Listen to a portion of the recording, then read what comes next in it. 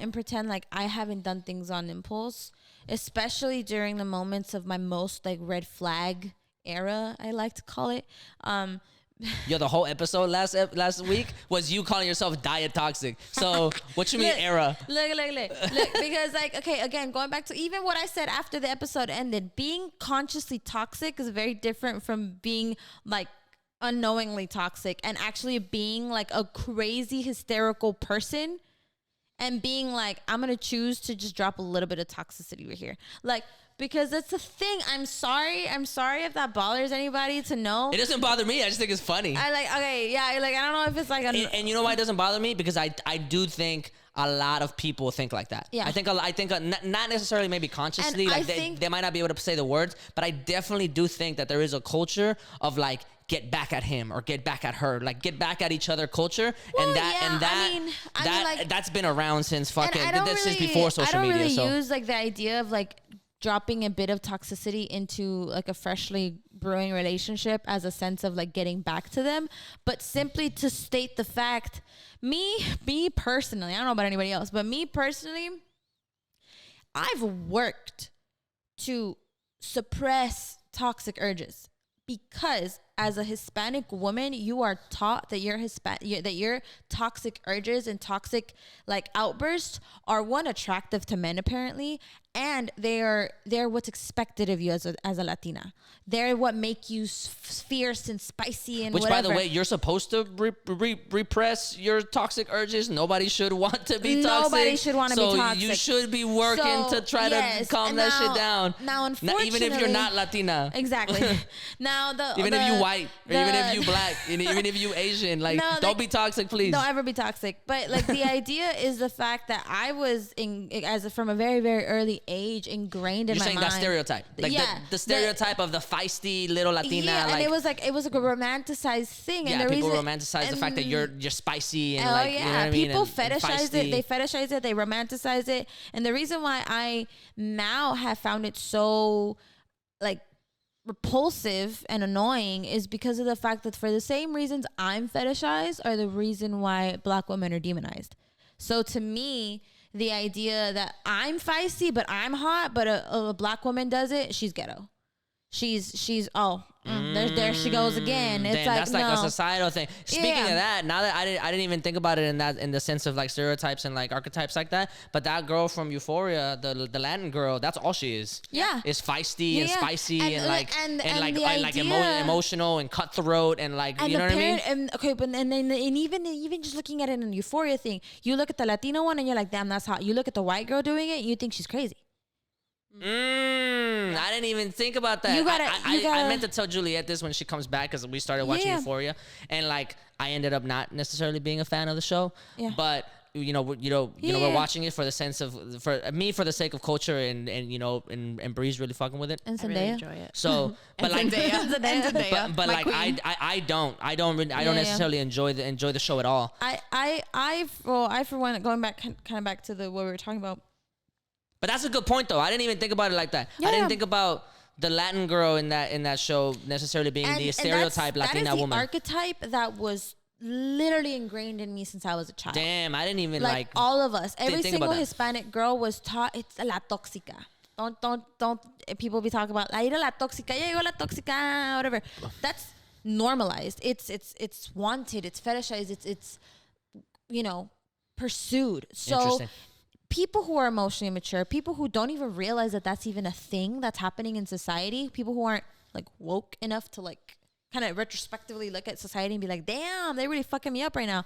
Because what they do is they're creating a woman that is so okay with being this way that she doesn't care to be emotionally mature. When she's not emotionally mature, she creates children that aren't emotionally mature. What's the difference between being emotionally mature and being that way and being like, you're saying the stereotype is like a Latina acting wild and crazy and that being attractive, or just like saying what she feels and being unapologetic? So what's the difference? Because the difference is degree of it, the level of it. Me being a strong-willed. Because I do have in my mind now that I'm trying to like analyze it. I do see Latin women specifically as being more Dominant. More well, I guess maybe dominant. I was gonna say more like vocal and more like not willing to take shit from people and like not. Well, I think you're like, you're looking. Know what I mean? You got to be understanding of two different things. Like for instance, mom. I use the closest thing that we can think of here. Yeah, for sure. Mom's toxic traits.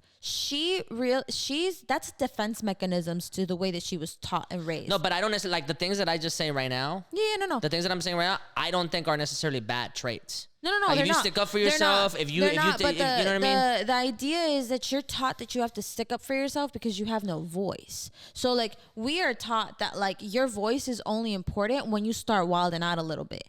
What people will only listen to you if you're wilding out just a tad bit. See, that's where on a societal level, I'm not plugged into those frequencies. Well, because you're not a Hispanic woman, and you're not a woman. But I'm sure somebody can understand it. But like I've always thought to myself, like when I've seen women go against the grain and be more vocal, yes, maybe they might get labeled as more emotional, right? Like especially in politics, they'll be like, women are so emotional. They can't be in positions of power or like whatever the fuck, right?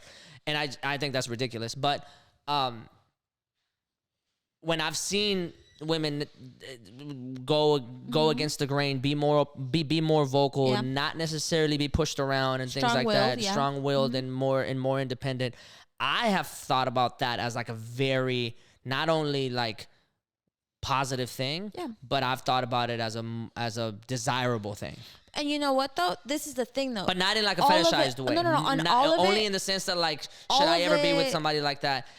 That's a person that's going to challenge me. All of it, and you see, this is the thing that's like, for instance, myself, the woman that I am becoming, the woman that I'm looking to become, is exactly that version. But the only reason why I'm allowing myself to get there is because I've allowed myself to understand the internalized toxic traits that you gotta understand it before you get breaking. Yes, so I can't be that strong-willed woman if I still believe that my toxic traits are normal.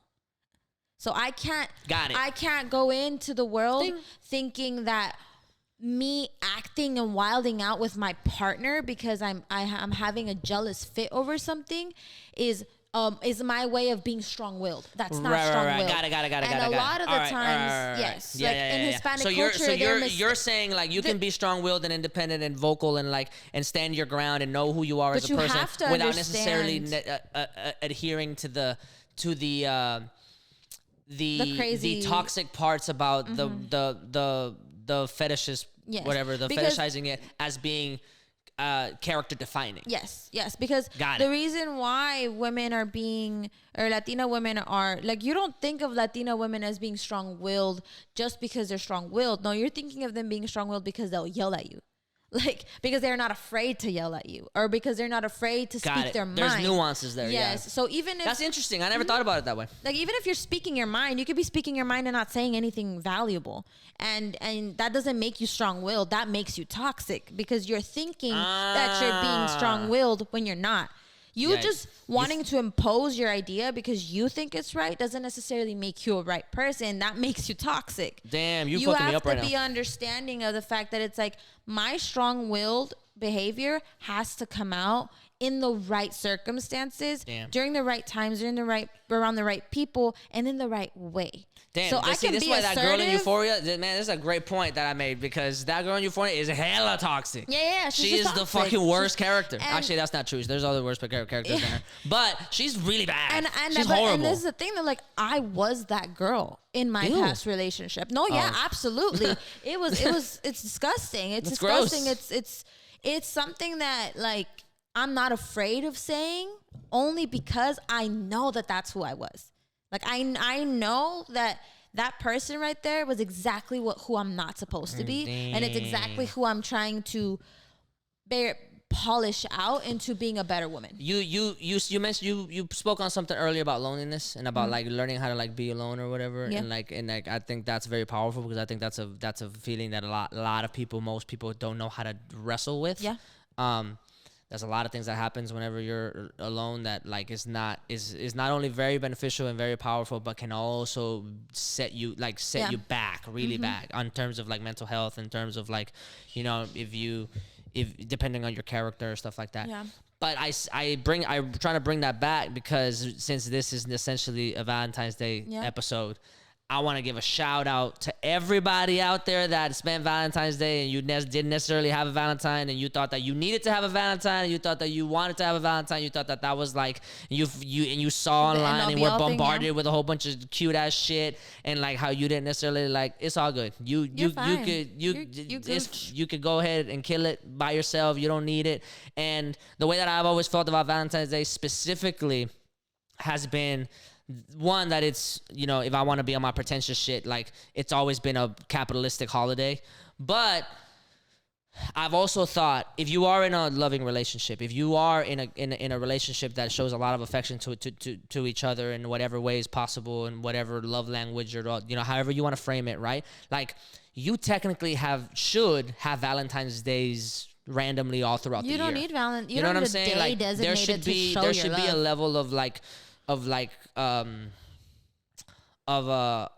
comfort and appreciation in your relationship that your partner should really feel like at any point in time, specifically whenever it's like very nuanced and very subtle ways that they feel that kind of like Valentine's Day like affection for you. And it doesn't necessarily have to be like Valentine's Day or birthdays or anniversaries or things like that, but like when you know when you know baby girl had a bad day. It's the love when languages. You know, you know what I'm saying? When you know that like, you know, she's been working hard for a week, 2 weeks on like this specific thing and she finally got it done. Or like, you know what I mean? Like those kinds of things. Like Valentine's Day in theory should be happening a lot throughout the year if you're in a relationship that really truly like does small things for each other, if that's the way that you guys want to do it. So I say all that specifically for the shout out because I'm like, a lot of what you saw when you were scrolling through Valentine's Day and you were looking at everybody and their posts and stuff like that,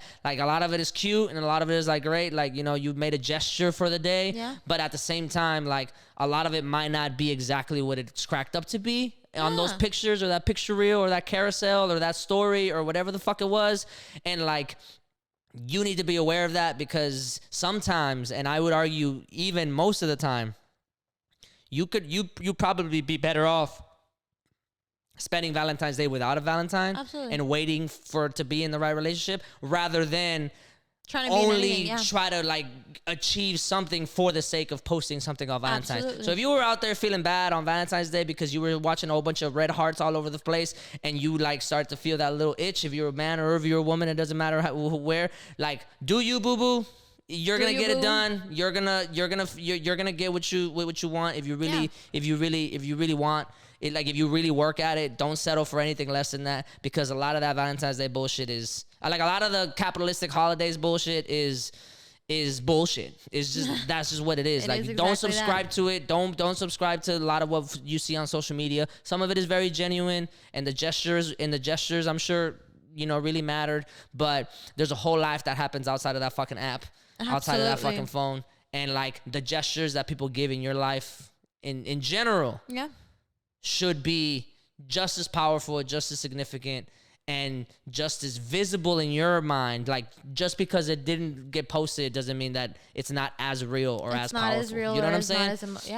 I celebrated Valentine's Day and I didn't post anything, and it's not because I'm like I don't need like that kind of attention on that. You know what I mean? Like some things are allowed to be private. Leave it in the comfort of your own memory. The thing with like Instagram and stuff like that, it's a lot about like it misinterpreting what validation means. So like a lot of the times people just assume that getting all the likes on your posts and stuff like that is validating the experience for you, but you don't need especially when it comes to something like Valentine's Day. Yeah, like if you're about to celebrate something with one person that you really care about, the only validation that you need is from that person. End of story. Absolutely. No amount of likes, no amount of like shares, no amount of anything, no amount of like recognition or like comment after the Facebook post. Like, oh my God, you guys are so cute, or oh my God, none of that should fucking matter. And the only validation that you need is the eyes whenever you see that person look at you. That's it. That's the only validation. It should even be unspoken. You know what I'm saying? And I think that going back to what you were talking about, loneliness, is like I think that it's only ever achieved when you're willing to experience the opposite of what you want. So if you want to experience a beautiful love relationship, you have to be willing to experience loneliness to even know how to recognize a good relationship. Oh, this is the concept of like winning, like losing feels worse than winning feels good.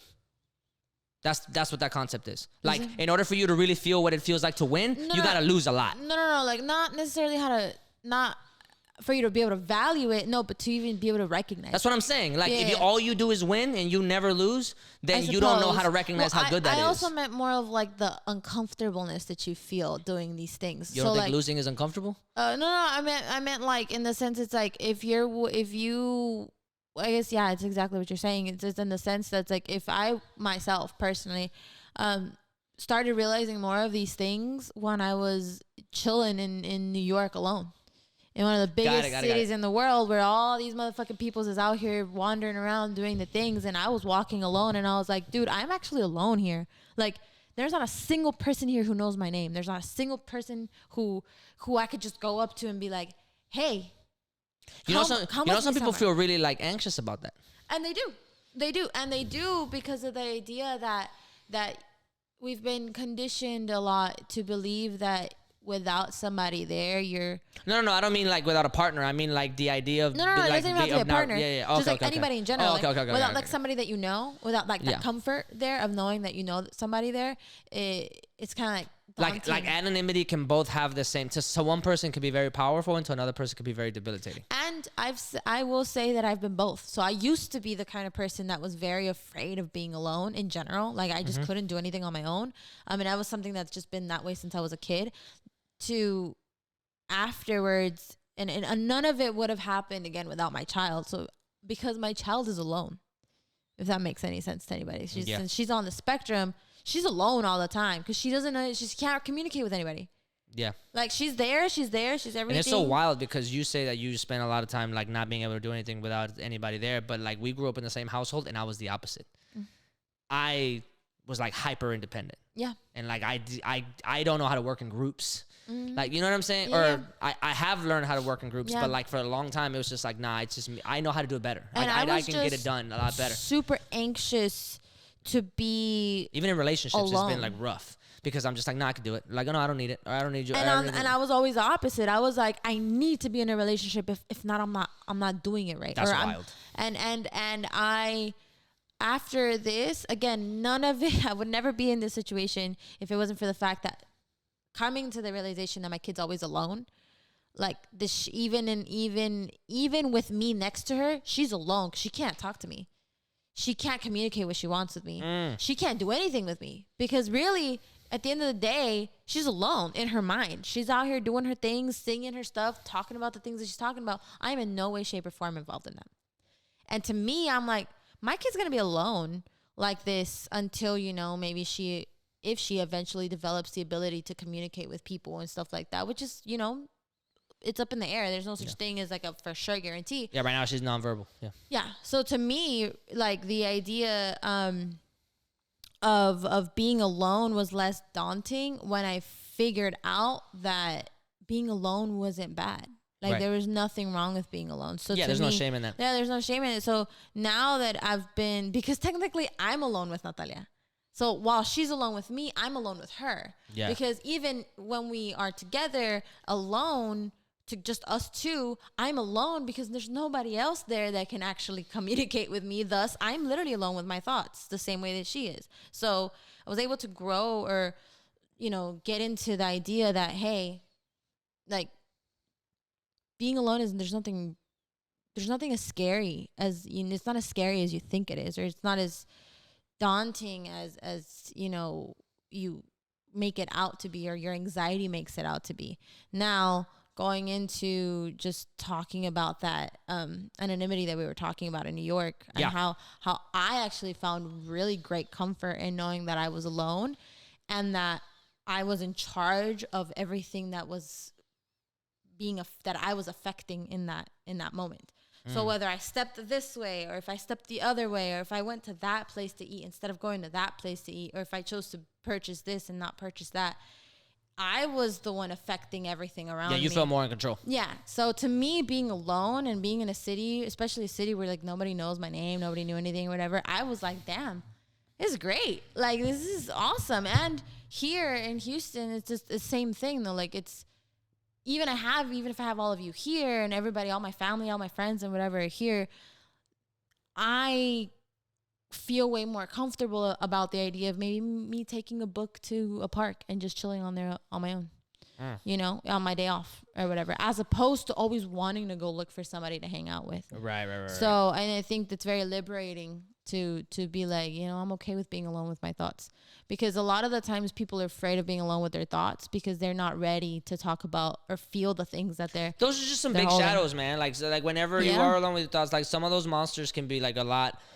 Like, you know that they're intimidating, and you know that they have a lot of bullshit to tell you, and you know that those, and even the mirrors in there, like even the mirrors that you have to like see, like it's like a fun house, you know what I mean? Like those mirrors are gonna show you in ways that you're not ready to like look at yourself. Dude, I mean, you know what I'm saying? Like the fact that I was able, I'm able to admit, deeply poetic here, but like that's what the way that like that talking about the mirrors and stuff like that. Me being able to admit I was a crazy bitch took a lot. Yo, I could have told you that. Yeah, I know. Everybody could have told me that. Like, anybody could have told me that. Everybody could have told me that. I don't mean your relationship. I just mean in general. No. That's what I'm saying. So, like, I know that. And that's the thing is, like, it took a lot of me to be able to, one, understand that I was a crazy bitch, and two, understand that crazy bitch is technically still there.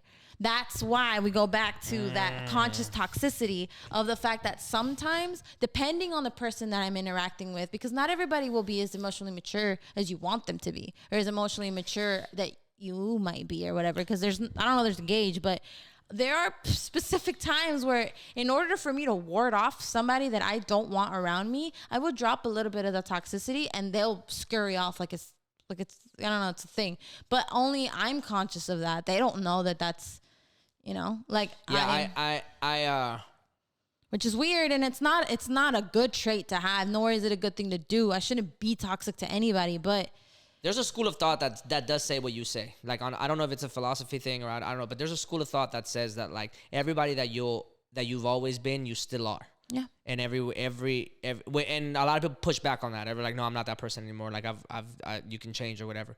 And the idea of that, I like, not to get too philosophical or too like meta or whatever, but like the idea of always being who you were, like every version of yourself that you were is confusing in and of itself, because you have to like break down a lot of stuff. But it can also be very debilitating, because there might be versions of yourself that like you are now actively very against, and like.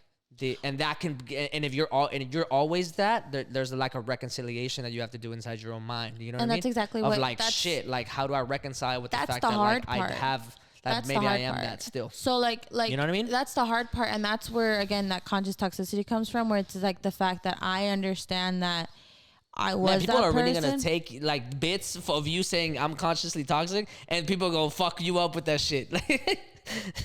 You know, we gotta find a different way to say that. Well, this is because it's the truth though. Like I understand I'm being toxic. I understand that there are moments where my emotional maturity or my emotional intelligence might fail me, and I might revert back to the easiest way that I know how, like in my defense alcoholic form. Yeah. Bro, like because the reality of the matter is nobody's gonna always be as emotionally mature as they want to be always. Oh, 100%. And they will never be as emotionally intelligent as you want them to be always, because that's just unrealistic. So 100%. To me, it brings me great comfort knowing that I might revert to that toxic bit a little bit, but I'm able to recognize, damn, I just reverted a little bit. I just stepped back when I wasn't supposed to. That's a good point, because I've caught myself doing that shit too. Like, yo, I want to do this. Like, I got the, and I could do this. I've done that with my ex. Like, I've literally been like reacted in that toxic way that I used to be with him, out of like just a lot of his muscle memory too. Huh? A lot of his muscle memory. Yeah, the heart is a muscle, instinctual. Guys. A lot of it's so instinctual. your emotional muscle memory is there. Absolutely. So sometimes, like when that, maybe he will elicit a feeling in me that only he was able to conjure up in me, some sort of negative feeling, and the immediate reaction is to turn into that old person again, because that was my instinct. It's the way that it came naturally to me. So once I like revert back and I'm like, oh, I should not have done that. You're not that girl anymore. You don't want to be that girl anymore. That's where my emotional maturity and intelligence comes in, and I say, hey, I'm really sorry for reacting that way. I should not have talked to you that way, because that's not who I am to you anymore, and that's not who I want to be to you anymore. I'm very sorry for reacting this way. It is none of my business to be saying this to you. I'm aware of that, and next time, I promise you, I will be thinking twice about it. So it's a lot of work to get there, and it's a lot of me having to bite my tongue and be like, fuck, I fucked it up. And that's not easy. But again, that's a good point. That's a good point. You bite your tongue in the same way that, like, if you ever are back to the point, just to keep bringing these points up, in the same way that should you ever be in a place with a person that's still emotionally attached to you, you have to bite your actions. Yeah. You know what I mean? Like, you bite your tongue, you bite your actions. That's why I keep saying conscious toxicity, because of the fact that it's like, it's something I'm aware of. And it's something that I know can flow out of me supernaturally, but I have to be conscious of, oh, that's toxic. Let me back up. Let me not say that. This kind of ties into something that I've always thought was like very important, and that is that like self-awareness is much, much, much more important than self-love. Because self-awareness has to do with how you act with other people, and self-love just has to do with the way that you feel about yourself. And you know, I see that. And you can work on yourself for the rest of your life. You know what I mean? Yeah. But like being aware of that is very powerful. Like just you loving yourself can be powerful to yourself. But you being aware of the things of just yourself and like your capabilities and your potential and your bad traits and all those things, that can be very powerful in general. You know what I'm saying? That's like a sphere of influence that's a lot more impactful than just you being like, I love myself. You know? I think for you to even get anywhere near properly loving yourself, you got to be self-aware. You have to be self-aware. Damn, that's even a harder take. Yeah. There's no way for you to love yourself, like actually in a good way, healthy way, to love yourself, not in a pretentious way that I love how I look or whatever the fuck. No. Like in a way that you're like, dude, I love myself. I'm okay with who I am. I'm going to be okay with being the person I want to become. You can't get there without being aware of all of your shit. Damn, that's an even bigger one. And I also think there's a whole nother step after just awareness, because I've also met people that they're like, oh, I'm aware that I do this thing, but then instead of working to change that thing that's not a good thing, they're just like, everybody else is gonna have to get used to it. Oh yeah. I fucking hate those people. Moms like that. Oh God, I hate. This is why me and her don't get along sometimes. Like that. I fucking hate those people, bro. Yeah. God, like you better figure out a way to waltz around me. Like, nah, I'm about to punch my way through this shit. In between the self-aware and self-love is emotional maturity. Emotional maturity and emotional intelligence, because Mom can be very aware of all her traits, but her emotional maturity doesn't allow her to accept and apologize for it. Because she hasn't apologized to herself for it. So that's the thing. You have to learn to forgive yourself for making the bad decisions that you made. Because you have to be aware that, one, that they're bad decisions, and that you're human, you're allowed to make bad decisions. And then on top of that, you have to tell yourself it was okay for you not knowing better at the time. Now you know better. Let's work on it. Mom can't tell herself that she didn't know better, because she has a hard time internalizing the fact that she was wrong. So she keeps saying, well, you guys are gonna have to get used to it. I have constant conversations with her about this all the time, because I'm like, no. I used to always be like, okay. No.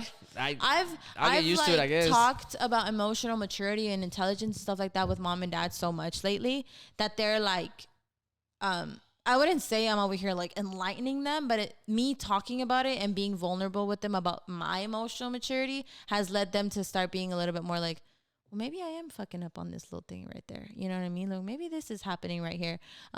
Especially Mom, because there was things that Mom didn't know about me that as I've been like working on my emotional stuff, she's kind of been receiving, and she's like, well, I didn't know that you were like that. Like, they didn't, like, you telling me or like learning these things about me as we're talking in this podcast were things that you were like, I didn't know you thought that way.